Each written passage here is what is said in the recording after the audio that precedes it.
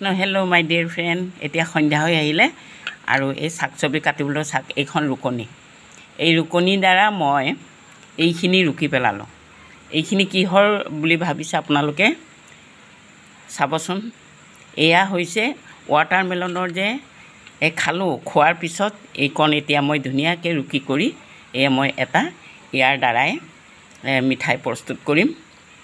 গাখীৰ লাগিব আকৌ চেনি লাগিব আৰু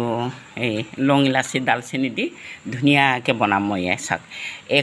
এটা বস্তু পেলনি নাযায় চাওক মানুহে কয় নহয় বোলে যোজনাতে কিনা হাঁহৰ মঙৰ ঠোঁটলৈকে বস্তুটো কিনি অনাৰ পিছত মানুহে টকা দি কিনি আনে গতিকে পেলাবলগীয়া সকলক পেলাই দিওঁ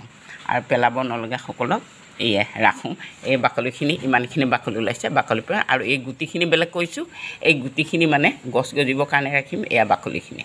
চাওক এয়া বাকলি আৰু এয়া হ'ল তাৰ মানে এটা বস্তু পেলনি জনাই লাইক আৰু শ্বেয়াৰ কৰিব থেংক ইউ